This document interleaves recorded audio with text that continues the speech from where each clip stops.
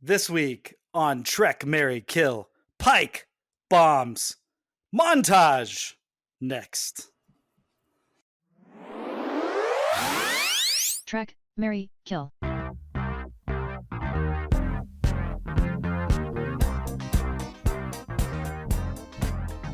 Hi, I'm Bryan. And I'm Kristen. And you are listening to the first official formal episode of Trek, Marry, Kill. And this week we are doing Strange New Worlds, episode 1 of season 1, called Strange New Worlds. Oh, okay. It is the first episode of a series that is both a prequel to Star Trek, the original series, and a sequel to Star Trek Discovery. Is that confusing? Oh, baby. We are just getting started. It aired on May 5th, 2022 in the United States, exclusively on Paramount+. It was written by Akiva Goldsman, story by Akiva Goldsman, Alex Kurtzman, and Jenny Lumet, and it was directed by Akiva Goldsman. And we should mention that Star Trek Strange New Worlds just won the Saturn Award for the best science fiction television series in streaming. I think you just made that up, but congratulations to them. They beat out Star Trek Discovery and The Expanse. 0 other nominees. No, it's a real award. They beat out Discovery, The Expanse, For All Mankind, Lost in Space, The Mandalorian, and The Orville, New Horizons. Oh, they beat out For All Mankind. A lot of people like that show. It's a great show, but this sets up what a popular show Strange New Worlds seems to be now. So it's a good thing we're covering it. What do we know what the voting body of the Saturn Awards is? I'm not sure. We'll have to get into that, and we'll have the attorneys take a look at it. Are you saying that something sus went down here? No, I didn't know if it's like a viewer's choice award, like if popularity actually plays into it at all. Oh, well, I'm not entirely sure about that. And this is the 50th year of the Saturn Awards, so I guess I should know that, but I don't actually know that. Yeah. Well, my apologies to the Saturn Awards for not knowing you existed. Strange New Worlds joins Next Generation and Discovery for winning a Saturn Award, and it's the second major accolade for the freshman season of Strange New Worlds, after being honored with the Legacy Award by the Hollywood Critics Association over the summer. This must be a great episode, so let's get into it. Yeah. And without recapping the whole thing, we meet Captain Christopher Pike, played by Anson Mount. He has been on leave while the Enterprise is being refit or repaired, and living with the knowledge of an accident in his future that will leave him horribly disfigured and unable to communicate. He is called back to duty to rescue his first officer, number 1, played by Rebecca Romijn Stamos, aka Mystique Prime, who has gone missing after studying a pre-warp civilization, but surprise! In the course of rescuing his number 1, Pike and company discover the natives have built a weapon of mass destruction, a warp bomb, which they figured out from watching the Enterprise in a great space battle that dedicated fans saw in the season 2 finale of Star Trek Discovery. Now, Pike must figure out a way to rescue his first officer while preventing his planet from ripping itself apart. Whew. Also, you think she still goes by Rebecca Romijn Stamos? I don't think she's been married to that guy in ages. It is just Rebecca Romijn. It's just locked in my head. I've got the pre-onset boomerism happening right now. John Stamos had nothing to do with this show. No.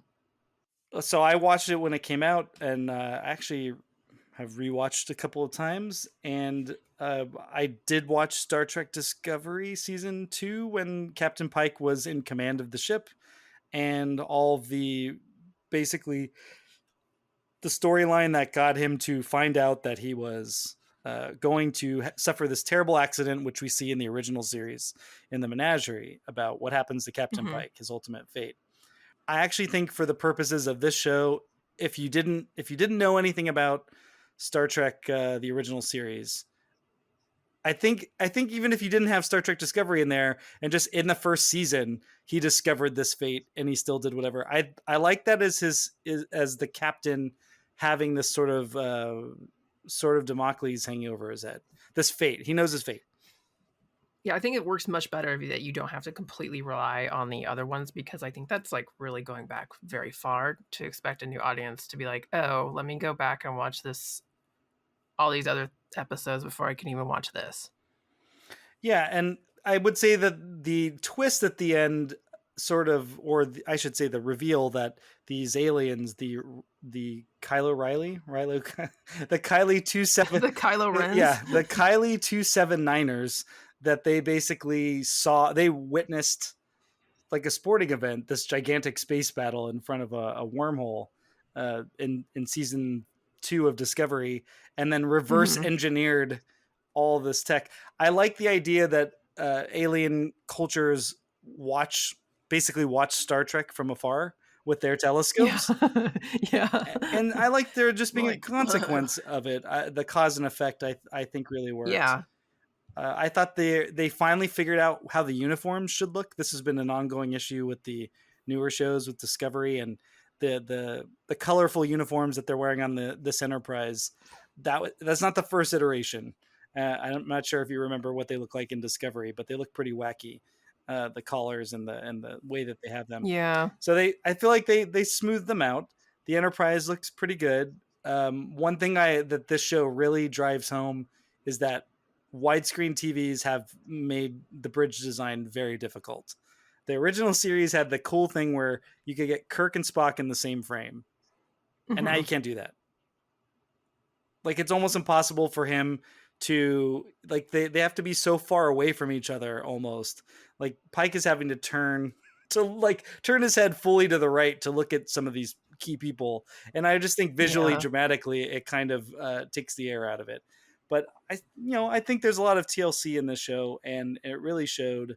And as a pilot, even though it was tied into Discovery, I think it does a nice job of setting up what the show is going to be. Yeah, I enjoyed it for the most part, and I didn't really know what it was going to be when I went into it. Besides, like, you telling me a little bit about it first.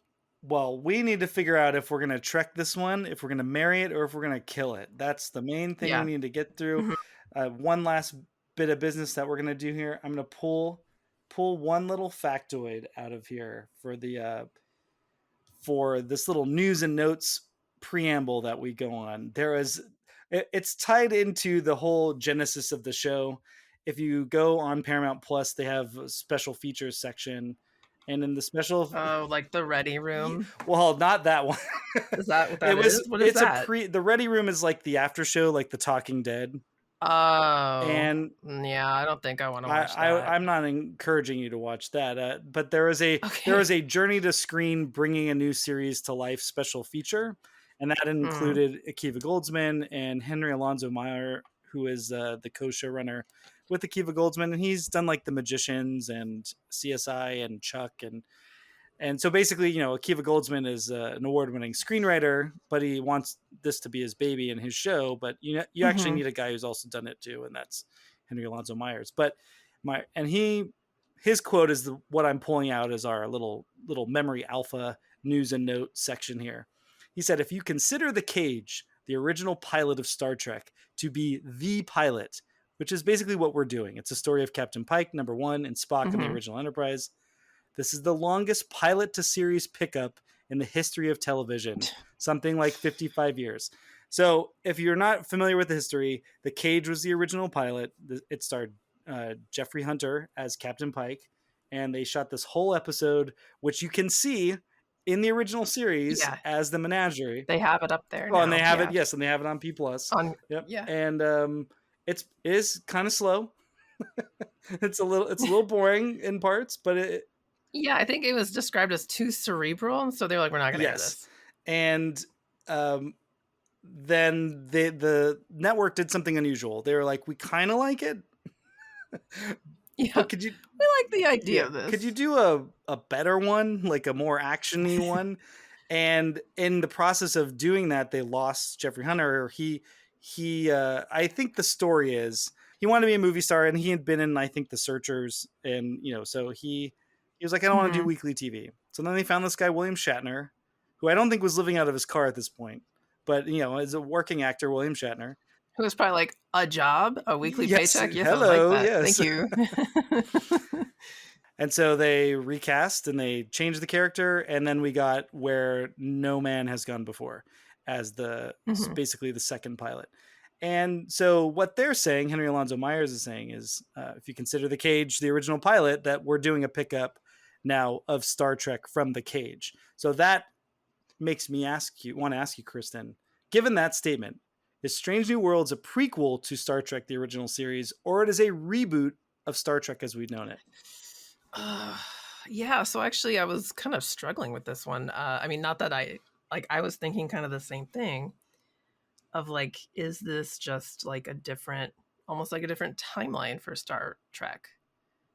So maybe it is a reboot versus a prequel, but I think there's prequel elements here, especially with like the introduction of a member of the Kirk family at the end. Right. And I think it's more my ultimate feeling after watching the whole first season, and we're going to cover the whole first season at some point, is that they just want to have it both ways. They want to reboot. Oh, There okay. are parts they want to reboot, and there are parts or redo or do their own thing with, and then there are parts they want to tie to canon because they're approaching it from the notion that this is a property and we just want to do it. We just want to do it the way we Yeah. want to do it, which to some degree I think I can respect, and it makes a lot of sense. And for me, it really opened my mind when I simply let that go. And Yeah, and also like they can't do another show with Captain Kirk. no, they can't. Like they just can't do it. No, mainly because Paramount doesn't seem like they're ever going to make another movie with him. But yes, that's one of the main block-ups. But Captain Kirk will figure prominently in season 2 of Star Trek: Strange New Worlds, allegedly. Ooh, Yes, allegedly. yes. But he is not the focus of our episode right now. We're gonna get into Trek, Marry, Kill for Strange New Worlds and Captain Pike. So let's get to the grades. Let's start grading this one. Let's see what we got. Let's go with great scenes. So I really liked that Uhura is like the only person who kind of seemed to have read the memos, and when the alien that they have abducted, by the way, gets free and is running around the ship, she starts talking to him about sports on his planet and it calms him down. And like, I heard this was the best, whatever it was, match game or something ever. So I was there for that. And they, of course, like knock him out again. And again, it's just like she did the homework. And so many other people appear not to have done the homework. No, it seemed a lot like Nurse Chapel really wanted to get her steps in. Get some jog running in. She really screwed the pooch on this one, didn't she? Yeah. I thought it was odd that they were both knocked out for the exact amount of time. Both of them. It affected them exactly the same way. My first scene that I picked out as being great. That was a good moment for the young Uhura, Cadet Uhura. Mm-hmm. Which again, we're not recapping the episode, but yes, Uhura's in the show. Spock's in the show. And that's those are the two main ones. Kind of it. Yeah. Well, I mean, yeah, they have number one so far. Yeah, exactly. April orders Pike to find Una. I think I liked that scene more. That's where he's riding through the snow and the shuttle comes down and yeah, I mean that's just like so unnecessarily expensive. I feel like they had extra budget or something. They're like, let's do this. Yeah, I mean let's have a guy. Let's do I mean, I assume it was like a location shoot because it seems like it would be really difficult to shoot that if you're doing like a virtual production or something. This and Discovery shoot in Canada. Picard is the only one that shot in LA. So they were like, we're in Canada, we might as well use our great location here. Get him a horse. Yes. Which is and let him ride it. Which is canon. Falls to the walls through what's supposed to be Montana, but Canada. That's right. And fairly deep snow, so for no reason, just not going from point A to point B, just out for a ride. And then a spaceship shows He's really going, well, I know I'm not going to die of hypothermia, and I know my horse isn't going to kick me off, so I'm just going to do it.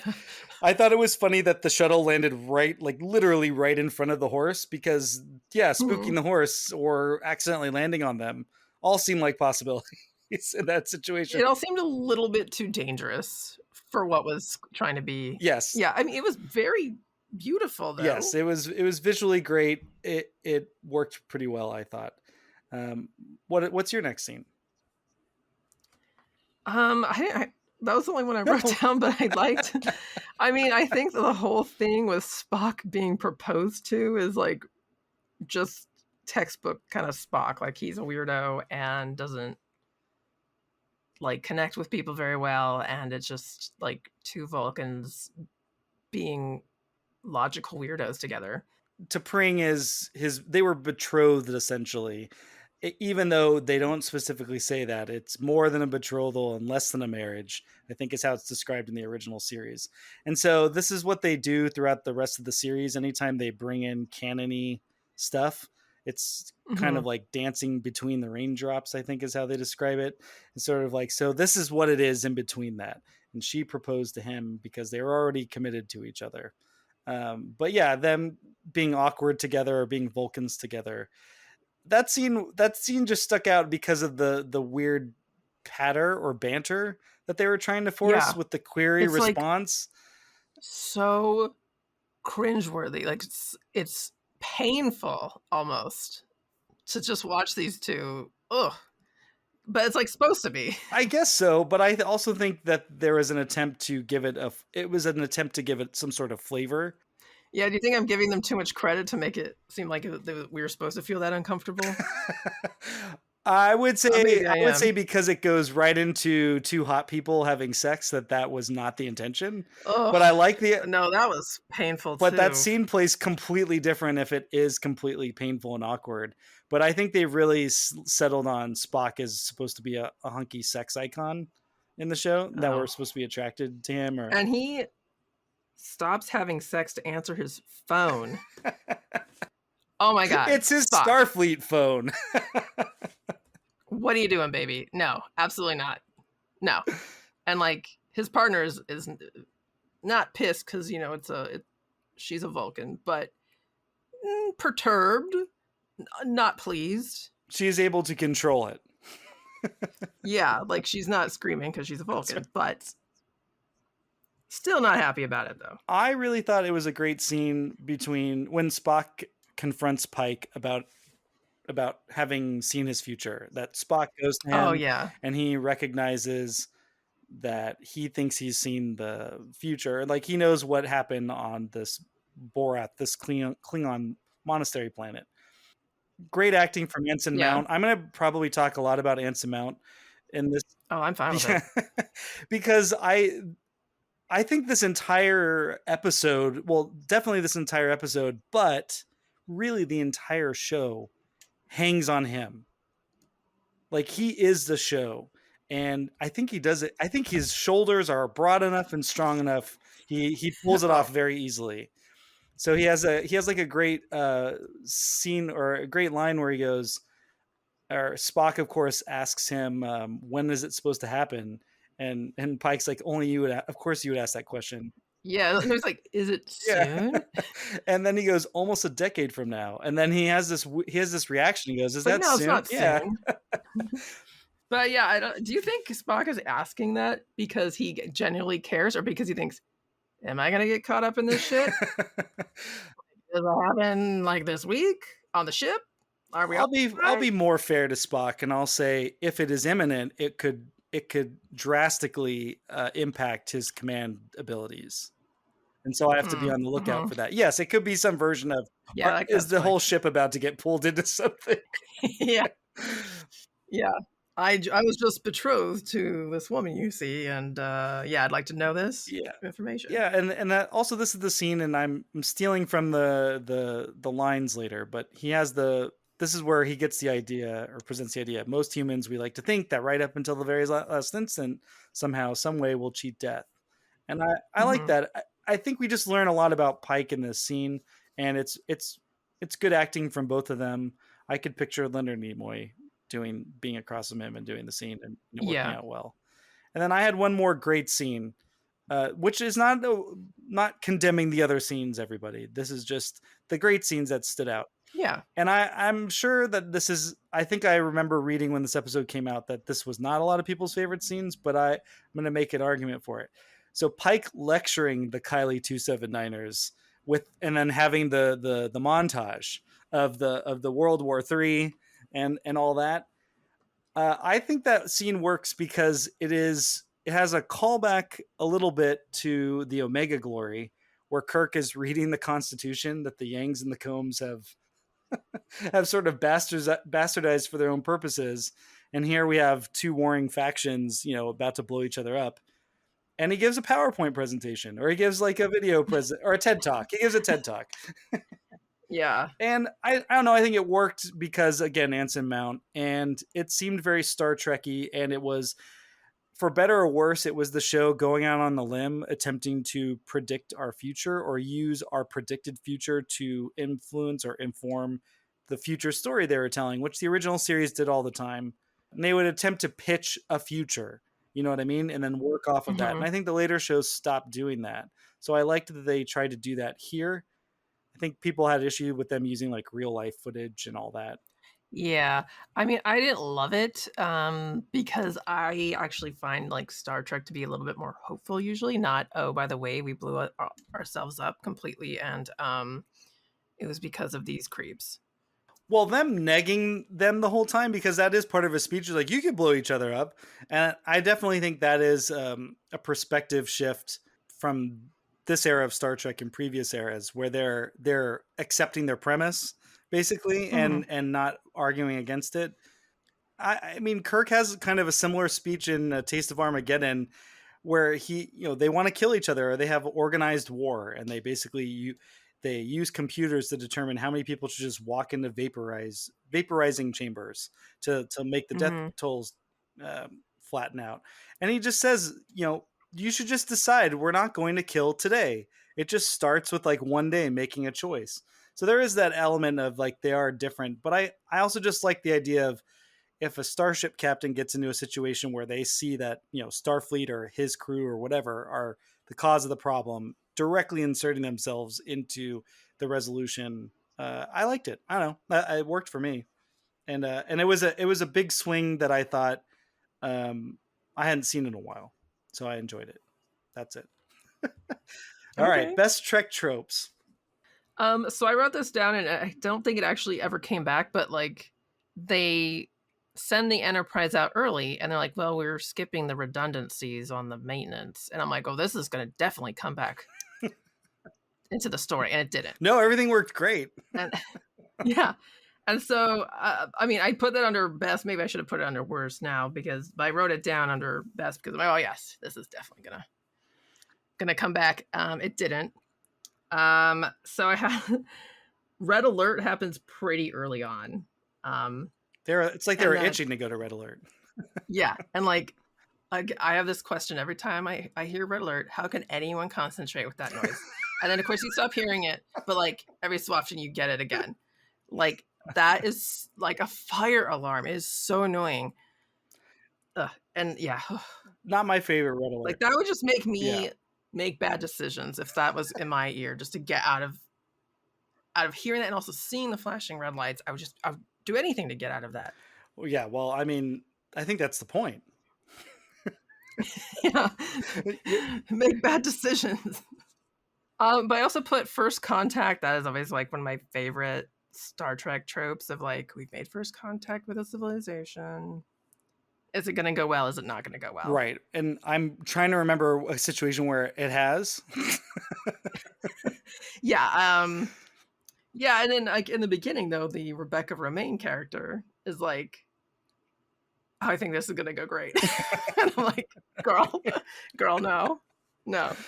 Oh, that's one of my favorite tropes. You missed that day at Starfleet Academy. Yeah. Where they're like, ooh, sometimes it doesn't go so great. You should be less optimistic. Yes, exactly. Yeah. I had, drafting off of that, I had disguising as the locals as one of my favorite Trek tropes. Oh, that is a good one. And I liked what they did in this situation. I mean, this is where Star Trek is fully science fantasy, where they don't even give them plastic surgery, which they would do in the original series. They change their genetic structure. So, yeah. Which seems very dangerous. But especially with Spock, as it turns out. And I'm like, and then it's like, why would you bring him along then? If that was the high potential. Yeah, like because his DNA doesn't accept it or something like that. It changes too quickly or something. And it all goes to I shit. kind of still liked that as a plot point anyway. I mean, he does have a reason to be Yes. there, but I did not like the clothes being stored in the transporter though. That was I thought I don't understand. That's next generation era technology. Why would the clothes be in the pattern buffer? These are that's what I'm saying. They're taking and pulling from where they like. But yeah. I love the Vulcan nerve pinch. Great. Oh, yeah. You got to. Yeah, that's a great trope.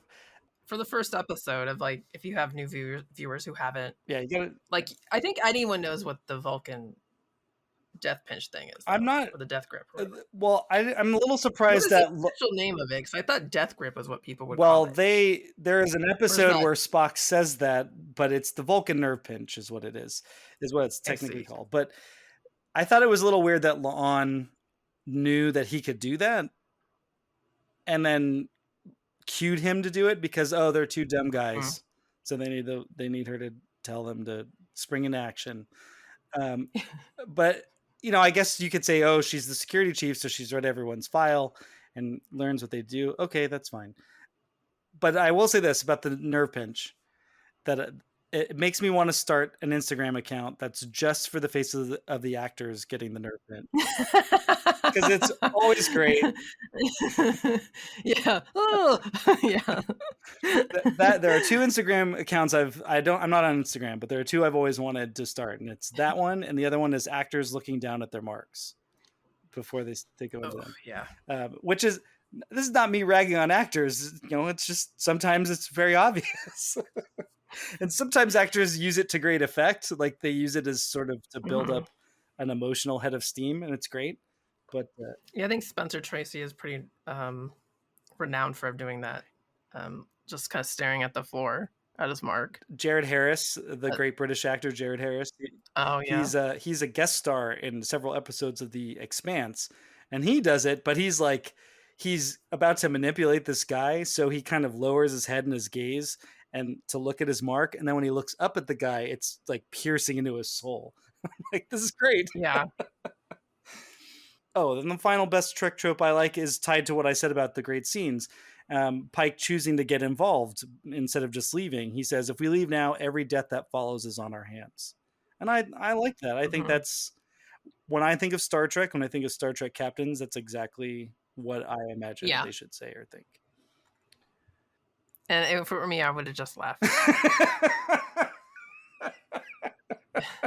You know what, though? Your crew's alive, and yeah.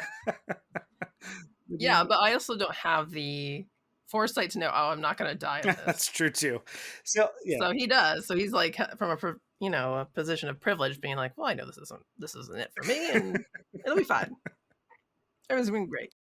That leads us into worst Trek tropes.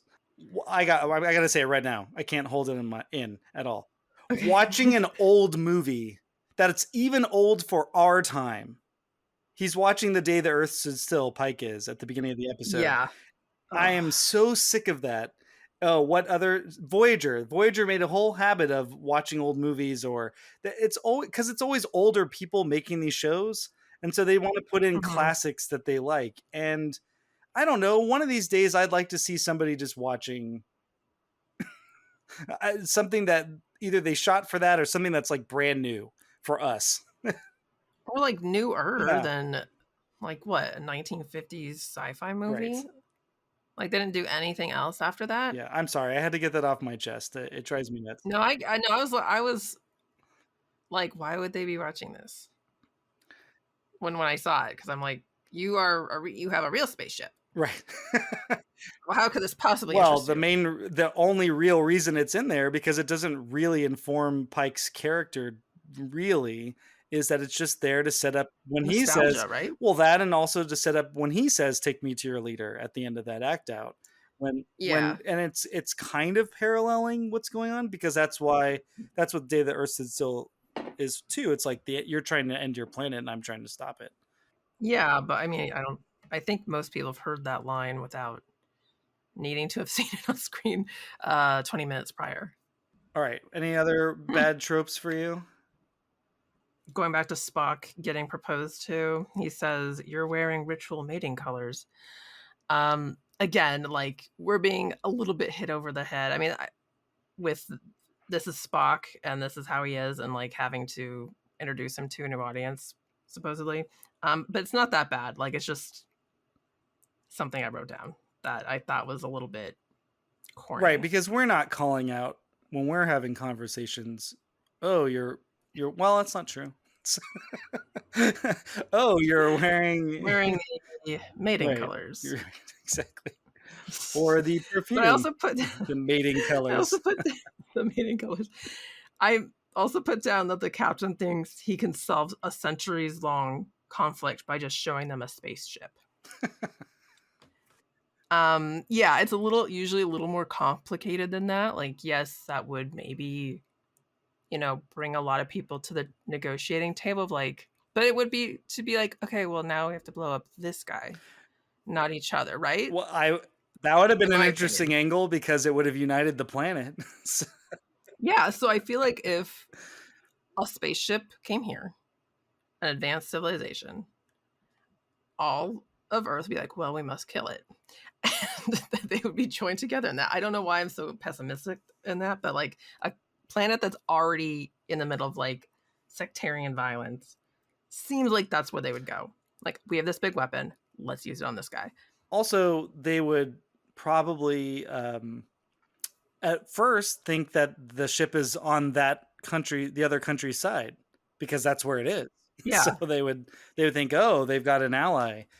But yeah, we saw them attack the ship with plasma torpedoes or missiles early in the episode, and then we don't see that come back again at all. So it's a little bizarre because why would the appearance of the ship over the city do anything to destabilize it? Maybe there's just an Yeah. extra. Because we've already established they have essentially like a big time nuclear weapon, like as a way to explain it to like as a parallel to what we have here on Earth. And these old torpedoes, where they were like, if had we not had our shields up, we would have been in big trouble. Like, the one ship is not going to, I don't know, stop these people, I think. Like, yes, it could blow up a lot, but they could probably still shoot stuff at it. My guess is the intention was if we show the ship to everybody, because prior to that everything is sort of happening on telescopes and everything. Mm-hmm. Now it's real to everybody, but he's Yeah. not making the pitch to. Oh, then he does. He gives the TED talk to the whole planet. So there is that. I don't know. I think maybe we need a little bit of an explanation of these leaders are sort of ruling without, on high essentially. And if you get everybody involved, maybe that's their grip loosens a little bit. I don't know. That's a good one. I like that one. Pike has a retro bedside clock.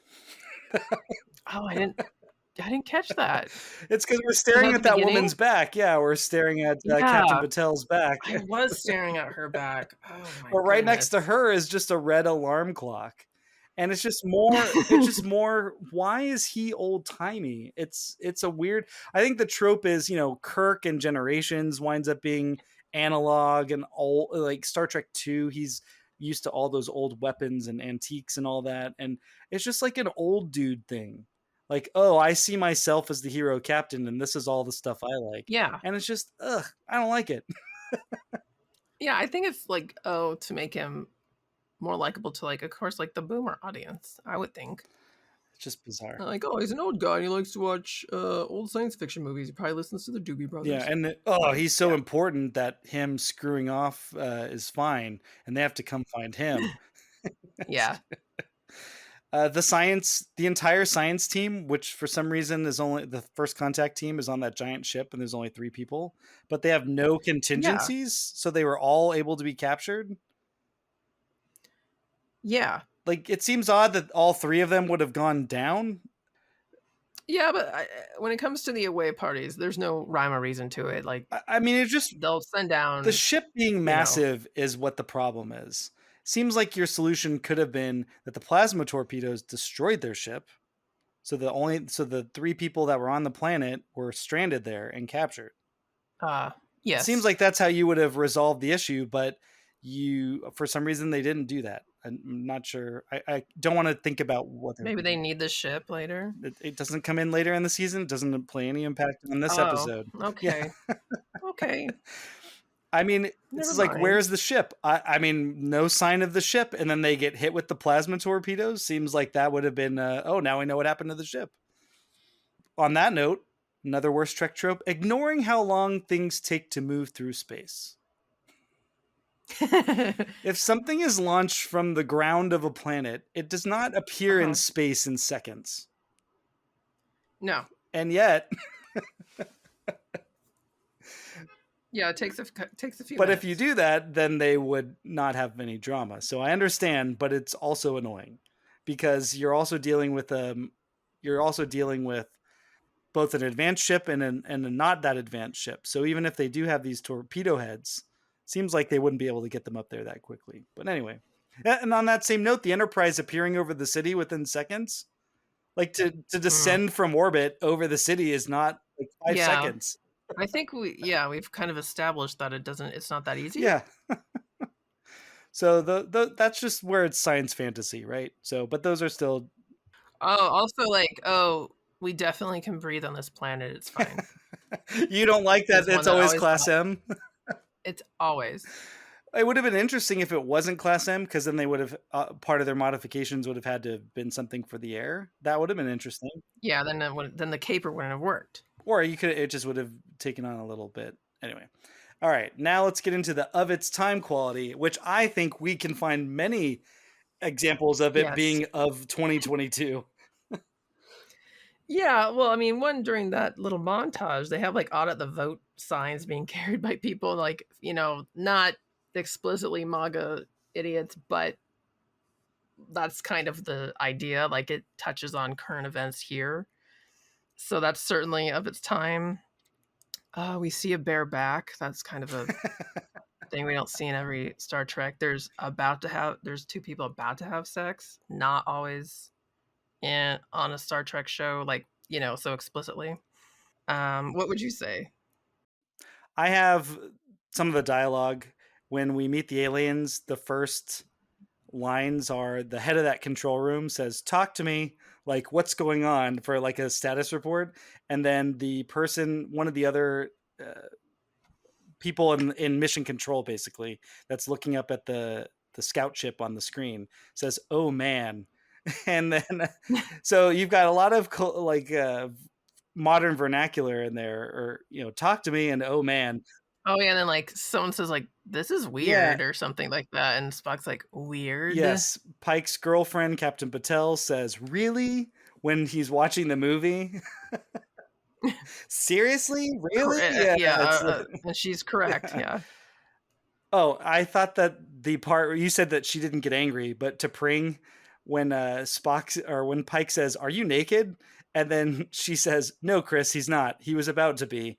But I Yeah. thought the sort of informality of it all, the blurred lines between professional and personal, I think part of that is less of its time and more that they are trying very hard to make Star Trek hip and cool.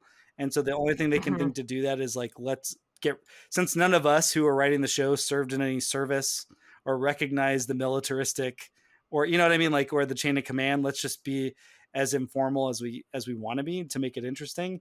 But I think her Yeah. calling her fiance's boss, who is a captain, and she would call him captain in every other scenario, calls him Chris, not even Christopher, like, which is this Christopher Pike, how he Yeah. introduces Well, himself, but she knows him so I mean, informally. he's really intruding on a special moment for them, and so I don't think the formality, I think, can go out I the would window. think that would be even more of a time for formality.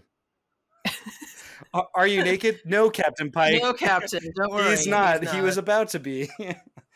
I think the AR wall, the augmented reality, or the VR wall, the volume, I think that's of its time moment, because it's not integrated well in Strange New Worlds. So the times that I picked it out was the Vulcan scene where they're having dinner, and Yeah. although then the shot where they're in their hotel room or whatever, and he's looking down at the falls, that was a pretty cool shot, to be honest. Yeah. I don't think that was the wall though. And then the other time was when they're at the Starbase One, and they're seeing the habitation pods outside. That's at the end. I don't know. It just doesn't look good in Star Trek. They haven't used it well yet, so it's not a sure thing when Yeah. you use it. And then my last of its time was basically the banter. That like there's an emphasis Mhm. on banter and patter in the dialogue, and I think it undercuts all the tension and the conflict, and it dilutes the characters by locking them into their speaking banter instead of they are speaking as their characters. And I think that's just of its time. For better or for Yeah. worse. And we also have like an addiction storyline, or it's alluded, like the security officer saying, like it's alluded that she doesn't want any sedation, and then it's kind of revealed later that she might have had a problem with that. And also her entire storyline is trauma. So it's Yeah. trauma drama and her deep pain that's motivating everything that she does. That's definitely of its time. That everyone has, not just some of us have secret pains, others have pain that we can't keep secret, but it basically all of us are motivated by some sort of wound. That's very much TV of 2022, for better or worse. Yeah.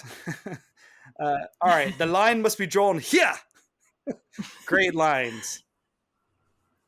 So I put down, when at the beginning when Captain Pike says like they're going on the mission and he says nobody dies, and then I'm like, well, does he know that for sure? And he must.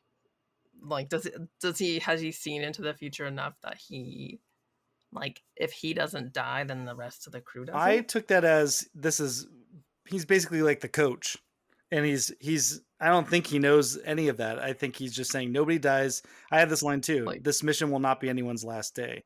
yeah. I think he's just drafting on the idea of like, I know when my last day is, and I don't want anyone else to have to, I want to keep everyone alive. That's how I took it when I heard it. I also put "Take Me to Your Leader" because I had to. I think that should have been I enjoy it. I think that should have been a great Trek trope, because Star Trek II is famously ripping off lines from Dickens and Shakespeare and all that. So using other famous lines for their own thing. I like "Take Me to Your Leader" too. I thought that was a good act out. Is it ripping off if it's something from the public domain? Like Shakespeare or Dickens? I mean, if you're building your drama off of it or your characterization, maybe. I don't know if it's ripping off. An homage. I don't. I had Captain April or Admiral April saying, "You can quit when you get home, but right now I need you to get back on that horse." I like. Yeah, a horse reference. Yes. Well, I mean, I already said this, the Pike line, most humans, we like to think that right until the very last instant, somehow, some way, we'll cheat death. At least I did.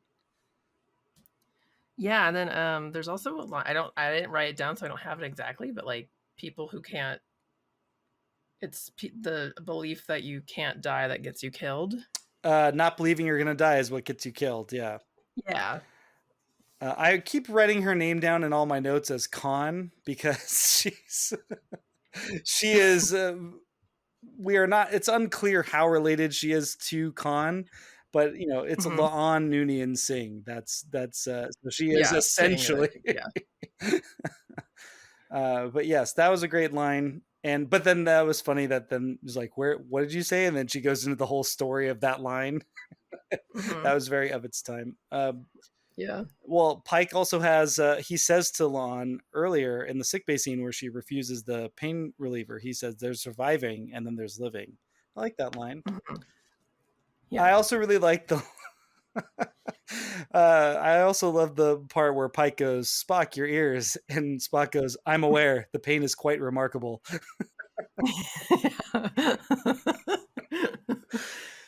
That was great. And then this little bit, I like it, even though it's basically using Star Trek as a punchline. I don't know. It felt like it was earned, or it was something that, as an obsessed Star Trek person, it didn't offend me. I kind of liked it. April says, "This is at the end. I used the loophole since the council can acknowledge that the battle never actually took place. It cannot acknowledge," Spock says, "it cannot acknowledge how the people of Kylie 279 acquired warp." And then April says, "Council's not happy about it. They're doubling down on it. Renaming," this is General Order 1 of non-interference. He says, "They're renaming it the Prime Directive." And Pike says, "Well, that'll never stick." Yeah. You might as well, like, he was like, all right. He might as well doing like a jerk off motion. He was so, like, so dismissive of this idea. And I think I really liked it because even though they're using Discovery history to sort of play into it, which again, if you haven't watched it, it's a little tricky. But I like the idea of a bureaucracy doubling down on a policy and then coming Yeah. up with like a different name for the same idea. And Yeah, it's the same thing. We're just calling it the War of Northern yeah, Aggression or whatever. so I thought that worked. Any other great lines? No, I think that's All right. it. So then this leads us into our performance grades. The Anton Caridian Award for Best Performance. I think I'm just gonna have to give it to Anson Mount. I have really. Anson Mount and Anson Mount's hair. Oh yeah, and like, and the facial hair too in the beginning. Like, he looks like a crazy mountain man. And then I liked his beard. I just looks didn't. like a I didn't normal- like the straggly hair in that part. I liked his Pike as Captain hair, but not his. but he has so much Yeah. of it. Well, maybe it's mostly a wig. We don't know for sure. But it looked good. Yeah, and he was fantastic. The whole way through. He's definitely worth watching. It's to the point where it's sort of it's the Poochie line. Whenever Poochie's not on screen, people should be saying, "Where's Poochie?" Where's Poochie? All right, that leads us into the Shatner. Who really went for it? I'm gonna can I give it to a scene? Because I'm gonna give it to the hallway fight. Oh, you're giving. I think everybody in that whole scene deserves it. First, Spock screaming bloody murder, and then just this fight. And then they're like, we don't have time to hide the bodies. We're just going to leave them. And they get in the elevator dings, and they get in. I love that. That's great. Yeah. I have Christina Chong as Lon Noonien Singh. Her entire performance where she decides I'm going to be on the verge of tears for every line I deliver was really going for it, because she needs to convey that my character is a deeply traumatized person and has been through a lot. Yeah. I have to have tears in my eyes. And again, this is not saying this person's a bad actor or anything. It's just you have to make a choice. No. Yeah, and the whole role, the episode, we needed to know who all these characters were. And I think unless you're Spock and Uhura, which you get to just act on like everyone knows who they are. Yeah. Everyone else, but we don't know who this is, and everyone else has to sort of pick an attitude or an emotion or an angle and work it as hard as they can, at least in the pilot, so we understand who they are. But I really think she's going for it. Anytime you're almost crying in every line, that's what I'm saying. Yeah. And you don't have the benefit usually in a pilot, if it actually airs, you don't really have the benefit of like notes really, or having seen it before. Like, you don't have like your network notes usually, because they're just going to air it. Yeah, I was almost going to give the Shatner as well to the president of Kylie 279, or the one that they're talking to. Yeah. But then I realized that was all sort of dialogue. I mean, I actually liked all of her responses, because it's basically someone saying like, "Oh, you're going to Star Trek at me? Don't Star Trek at me. Your Star Trekking at me has no effect on me." But I thought that was exactly how she was supposed to do, so she was fine. But I did, that was another thing that stood out to me. Okay, what are they teaching at Starfleet Academy? What's the lesson that's being brought to the cadets after this one? I put "just leave" and with an exclamation point. I don't know if they're actually teaching that. That is just what I would probably teach. And don't accidentally give a warring planet warp tech. Well, they didn't know that it was within range of their telescopes when they were having this battle. Well, I mean, they probably should have thought about it. So that was my thing. You should probably do some collateral damage cleanup after significant space events. If you've been cataloging all these planets, you probably know which ones have technology that's sophisticated enough to observe stellar phenomena. It's also wild to me that, I guess I never thought about it before, there's like civilizations that have technology enough to see the spaceship, but not enough to travel to it. And that must be fucking terrifying, right? I think that is one of the coolest ideas from a Star Trek episode that there's been, and definitely this century. It's one of the most, it's clever. Like I would have never thought of an episode that based an idea around that. And it's like, and they don't try to make any contact. Like, don't worry, we're not going to blow you Yeah. up or something. You Right. know, like no, they try to make no contact at all. Like not even like sending radio And signals like, like we yeah, do. we didn't mean for you to see that. It has nothing to do with you.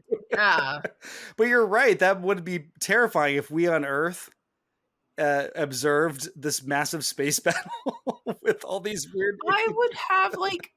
I don't think I'd be able to recover from that. Like as a human being, I think I'd like that's all I'd be thinking about. Like when are they coming for us? Yeah.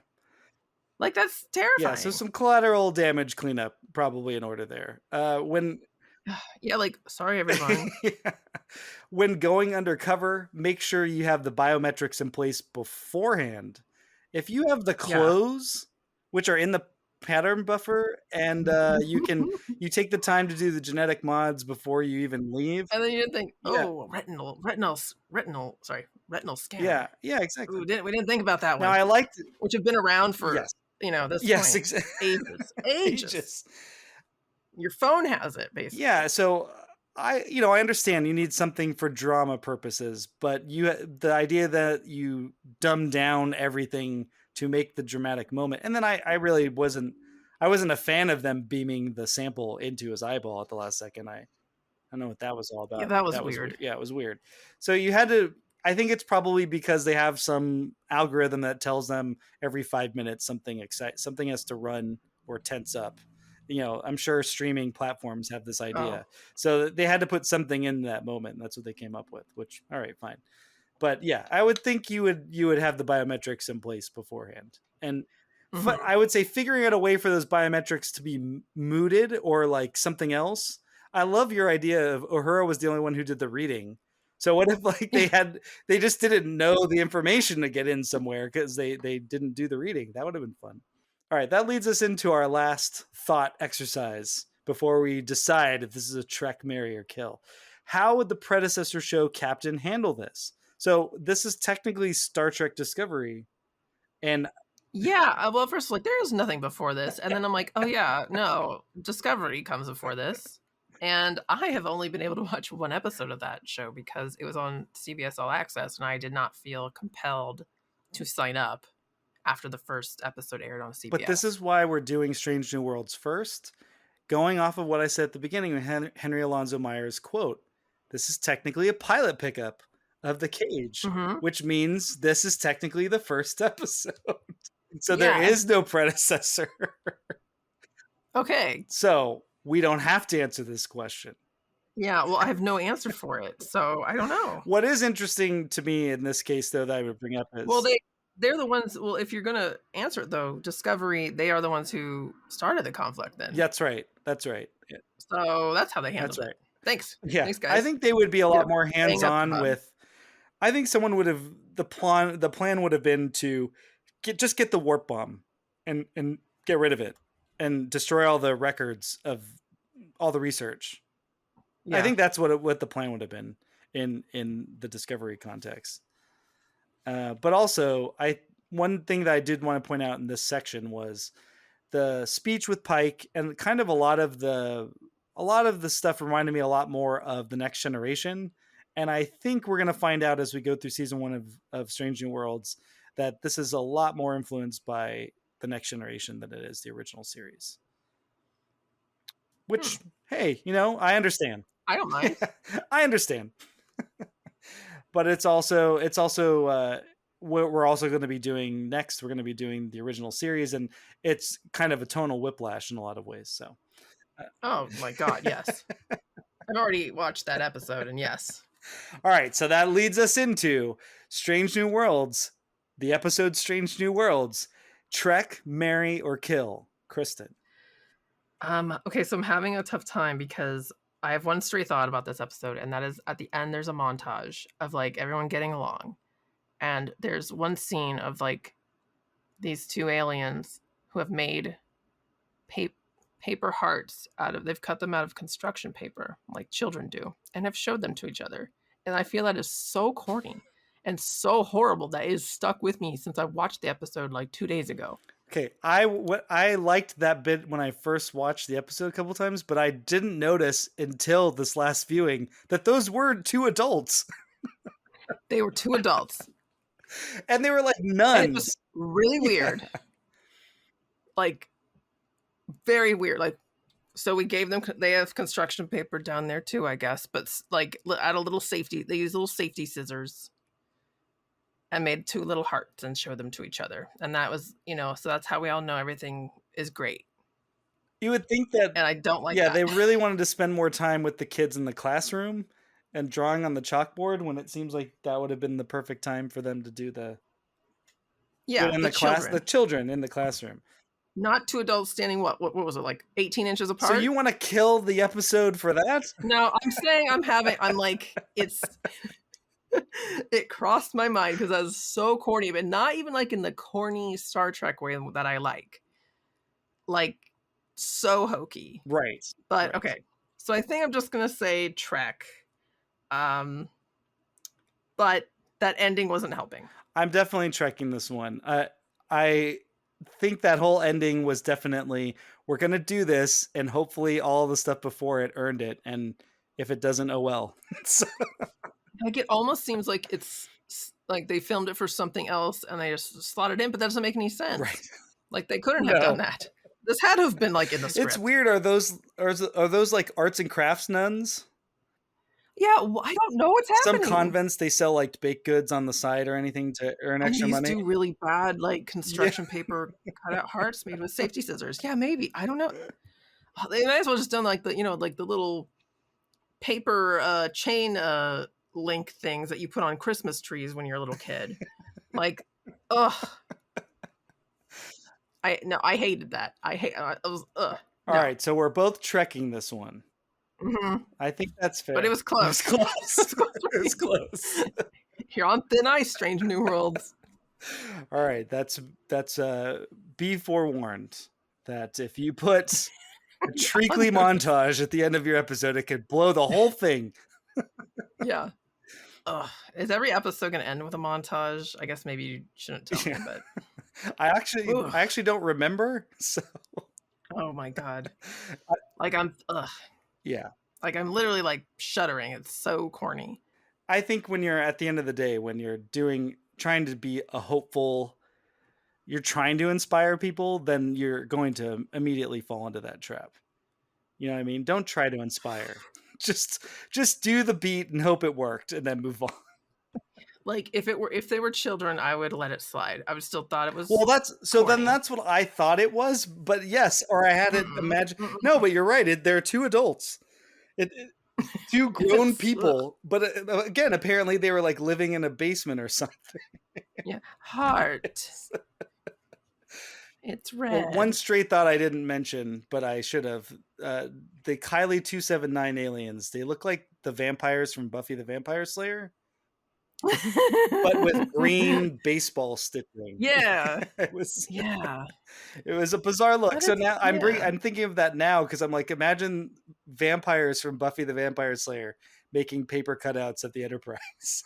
That's basically what we got. Oh, yeah. Oh, yeah. I mean, yeah. So the whole point, like, oh, we're making the paper cutouts of the Enterprise, but that is like stuff like that where they've made the Enterprise look like iconography for that civilization now. Like that, we've already seen that. Right. At least we've seen it like in like some of the newer movies. Star Trek Into Darkness, literally, yeah. Yeah. So like, fine. I can get that. I can get behind that. It's the paper hearts. All right, no paper hearts, but still trek this one out. Yeah. Strange New Worlds, and maybe just skip past that last part. It might, I don't know. Maybe I'm probably too angry over it, but yeah. All right, if you enjoyed this episode, like us and give us 5 stars wherever you listen to it. You can also @ us on Twitter at TrekMaryKPod. And until next time, we will come up with a sign-off. Or we won't. Thanks for listening.